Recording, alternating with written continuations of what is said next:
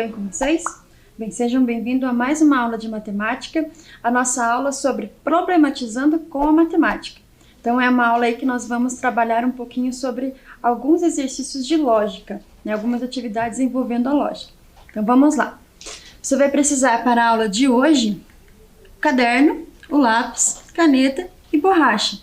Tá? Se você conseguir também uma régua e calculadora, tá? Para a gente poder fazer as construções aí bem corretinhas para quando conseguir encontrar o padrão, né, ele não ficar desproporcional, tá bom? Então eu vou dar um tempinho aí para você separar o seu material, pegar o seu caderno, anotar lá a data de hoje, a aula de matemática, e a gente já volta.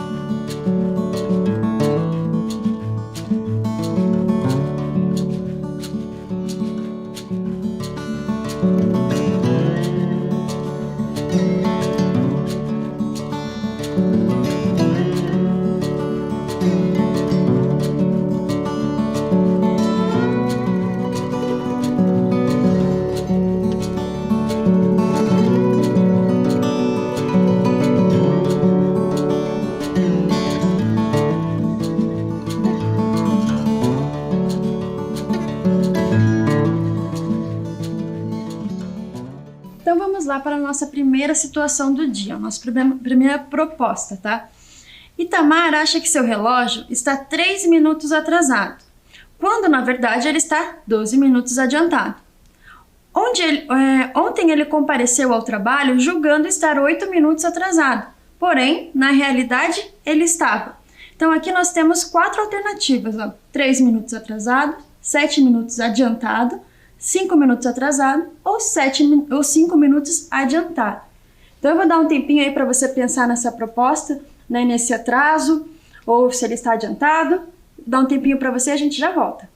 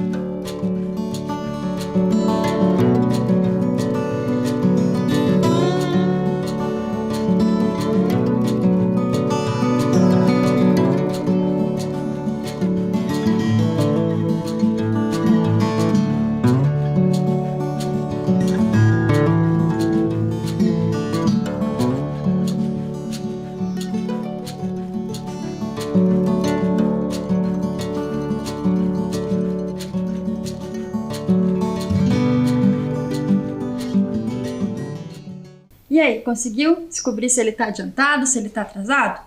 Então vamos lá, né, elaborar nossas estratégias aqui, ó. Verifique se a sua também foi essa.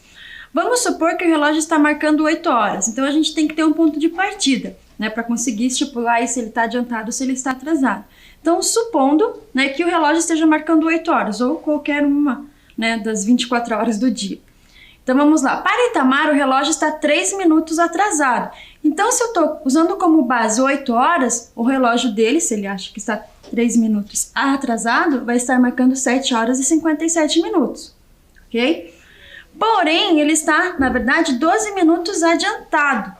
Bem, se ele está de 7h57, que é o que Itamar acha, mas na verdade ele está 12 minutos adiantado, o relógio está marcando 8 horas e 12, certo? E não 7 horas e 57.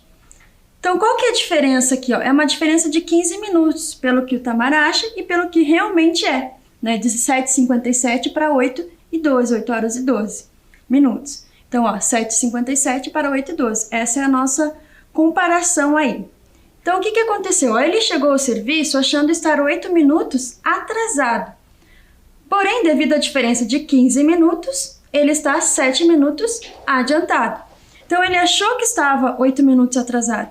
Então, qual que seria o horário que estaria marcando lá? Estaria marcando 8 horas menos esses 8 minutos, né? Porque ele estaria atrasado. Porém, com essa diferença de 15, vai lá para 8 horas e 7, ou seja, 7 minutos adiantado. Então, alternativa, letra B. E aí, você conseguiu chegar nessa conclusão? Se você pensou em alguma outra estratégia para essa solução, tudo bem. Aqui nós temos vários modos, né, de poder chegar, né, nesse denominador comum aí que seria 7 minutos adiantado. Ok? Então, vamos lá para a nossa próxima proposta. É uma proposta da Olimpíada Brasileira, Olimpíada Brasileira de Matemática das Escolas Públicas. Observe a figura. Qual é a soma dos números que estão escritos dentro do triângulo e também dentro do círculo, mas fora do quadrado? Então, vocês têm aí, ó, três lances que foram dados. Ó. Ele está dentro do triângulo, dentro do círculo, mas fora do quadrado. Então, ele quer saber a soma desses números, ok? Vou dar um tempinho para você observar bem aí a imagem, né, para você poder estipular esses números, fazer a soma e assinalar a alternativa correta. Um tempinho para você, a gente já volta.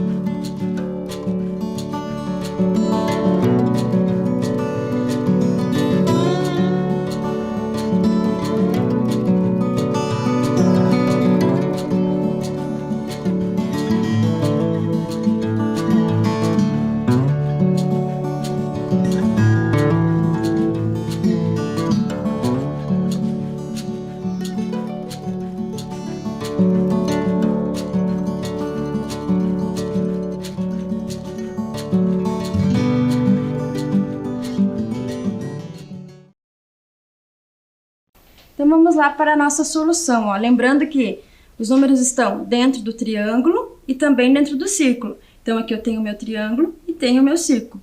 Então eles estão dentro do triângulo e também dentro do círculo. Quem que está dentro do triângulo e também do círculo? O 5, o 4 e o 6, tá?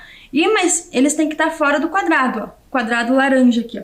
Então ele não pode contar com o 4, porque o 4 está dentro do quadrado e a exigência é que esteja fora. Então aí, ó, na nossa resolução vão sobrar quais números? O 5 e o 6. E qual que é o resultado da soma do 5 e do 6? Vai me dar 11. Então a alternativa correta, letra B, 11. Ok? Então vamos lá para a proposta de número 3. Qual é o número da base? Observe aqui que eu tenho uma sequência. Aí está acontecendo algum padrão nessa sequência. Então, no primeiro momento, nós temos que descobrir qual é o padrão que acontece, né? Que passa dessa imagem para essa e para essa. Né? Claro, analisando os números aqui, né? Qual operação será que está acontecendo entre os números? Será que essa operação acontece em apenas um triângulo ou a relação é entre os triângulos? Então, observe lá qual é o padrão dessa sequência. Vou dar um tempinho para você e a gente já volta.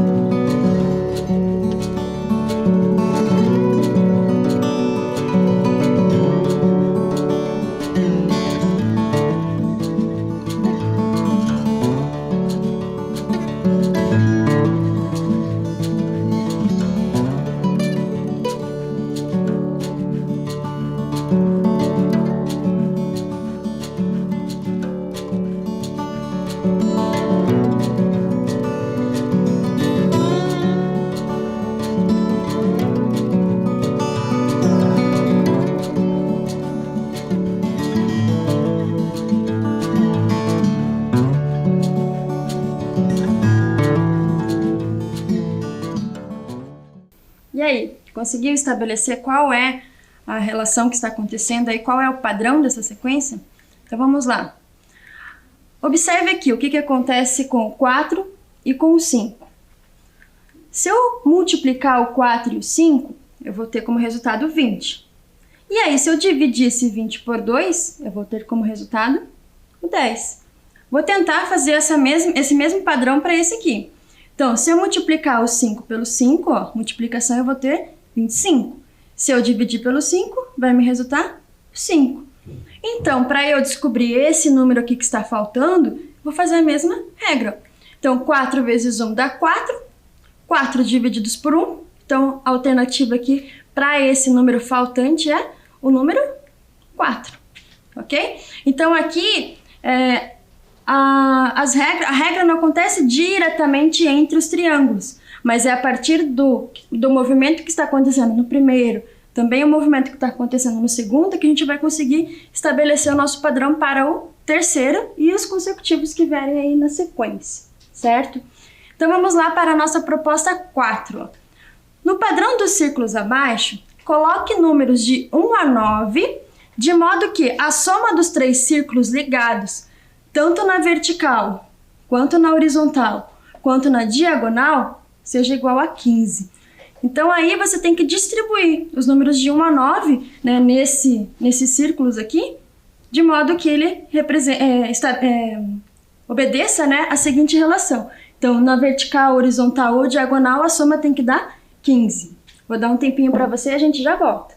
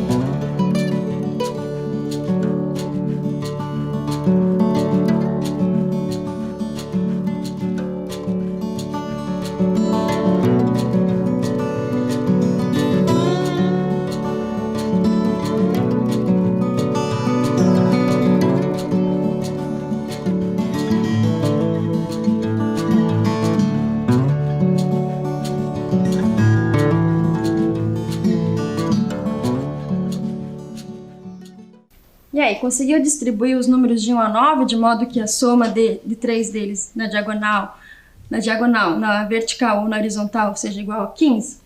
Então vamos lá observar como é que eu organizei aqui. Pode ser que a sua organização tenha ficado diferente da minha, tá?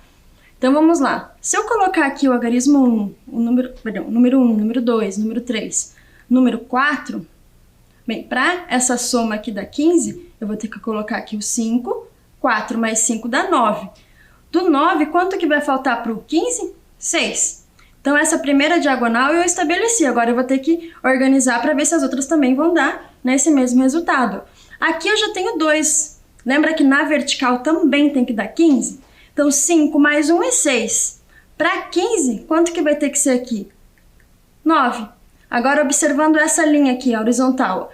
3 mais 5 dá 8. Quanto que falta para 15? 7. E agora, nessa diagonal, eu tinha o 2 e tinha o 5, que dá 7. Quanto que falta para 15? 8.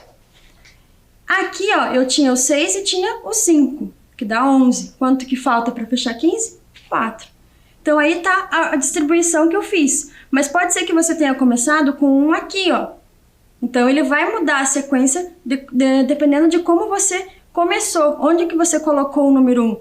Posso ter colocado o número 1 aqui, e daí comecei a partir daqui.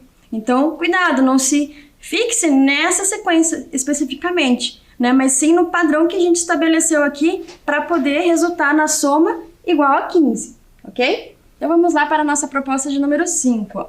Antônio pesa 60 quilos a mais que sua irmã, Beatriz. Observe que o pesa aqui ele está entre aspas, porque é o modo que a gente usa no cotidiano. Porém, o correto é a gente se mencionar a massa, né? Porque o peso, ele envolve, além da massa, a ação da gravidade, né? Agora, quando eu falo em massa especificamente, sim, que seria quilogramas, tá? Mas a gente utiliza no cotidiano aí peso, né? Quanto pesa, então a gente vai continuar mantendo, mas com esse destaque aí, entre aspas, tá? Então, Antônio pesa 60 quilos a mais que sua irmã Beatriz. Bem, vamos supor então, se Beatriz pesa 20 quilos, o Antônio pesa 60 quilos a mais. Então, ele vai estar pesando 80. Ah, se a Beatriz pesa 50, o Antônio vai estar pesando 60 quilos a mais. Então, se ela pesa 50 mais 60, ele vai pesar 110. Então, vamos observar aqui quanto que dá a soma do peso dos dois. Ó. A soma do peso dos dois é 80 quilogramas. Então, Beatriz mais Antônio pesam juntos 80 quilogramas. Então, quantos quilogramas Antônio pesa? Então, observe, Antônio tem 60 quilogramas, pesa 60 quilogramas a mais que sua irmã.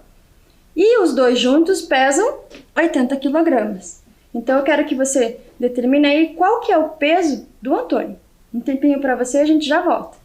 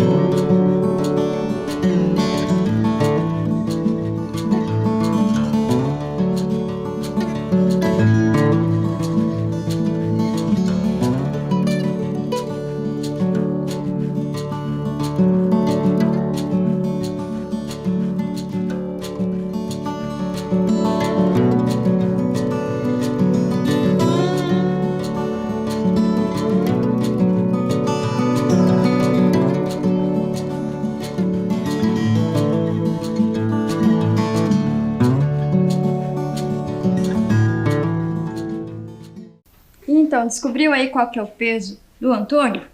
Bem, vamos observar aí qual que foi a nossa resolução aqui.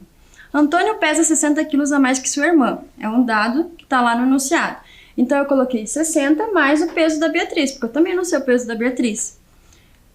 Então, agora, a soma do peso dos dois dá 80 quilos. Bem, se eu considerar que o Antônio pesa 60 quilos mais o peso da Beatriz, somando com o peso da Beatriz, eu vou obter 80 quilos. Ok? Então, cuidado. Se você colocou 60 mais o peso da Beatriz igual a 80, aí vai dar um erro, porque aqui é só o peso do Antônio, tá? Então, é o peso do Antônio mais o peso da Beatriz, que vai ter que me resultar em 80 quilogramas. Então, aí fica mais fácil, ó. 2 vezes o peso da Beatriz, ó, porque eu tenho o peso da Beatriz e o peso da Beatriz. Então, o dobro do peso da Beatriz é igual a 80 menos 60. Por que menos 60? Porque eu tinha ele aqui, ó, esse 60. Então, eu estou subtraindo ele no segundo membro. Então, eu vou obter como essa subtração igual a 20. Olha lá, o peso da Beatriz é igual a 10, mas por que 10 e não 20? Porque eu já dividi por 2, tá? Então, 80 menos 60 é 20. Dividido por esse 2 aqui, ó, eu vou obter o peso da Beatriz, que é 10 quilogramas. Mas aqui eu ainda não terminei de responder o que foi solicitado, porque o peso do Antônio que está sendo solicitado e não da Beatriz. O Antônio pesa 60 quilos a mais que a Beatriz. Se a Beatriz pesa 10, então o Antônio vai pesar 70 quilogramas, ok? Aqui é um dos modos de eu poder organizar, né, os dados do enunciado e estabelecer aí o peso do Antônio, né, utilizando aí o peso da Beatriz. Mas se você desenvolveu outra estratégia, utilizou equação ou fez por tentativa e erro, tudo bem. Mantenha lá o seu raciocínio, sua forma de resolução. Chegando no resultado de Antônio pesa 70 quilos, tá tudo certo, ok? Então vamos lá para a nossa próxima problematização. Problema 6. Nesse caso, ó, eu tenho aqui nessa imagem, ó, o planeta A, e diz que ele leva 2 anos para dar a volta completa em torno do Sol. Então aqui está sendo representado o planeta A. Então ele leva 2 anos para dar a volta completa em relação ao Sol. E o planeta B leva 1 ano. Então, enquanto o planeta A leva 2 anos para fazer toda essa volta, o planeta B leva metade desse tempo. Ele leva 1 ano. Depois de quanto tempo eles estarão alinhados com o Sol? Observe que aqui eles estão alinhados. Quanto tempo depois eles vão voltar a estar alinhados? Cuidado, tá? Com a interpretação do problema. Estar alinhados, ó, é estar nessa linha aqui. Significa eles estarem numa mesma linha, vamos supor assim, tá bom? Eu vou dar um tempinho para você analisar essa imagem e observar aí quanto tempo eles vão estar novamente alinhados. Tempinho para você.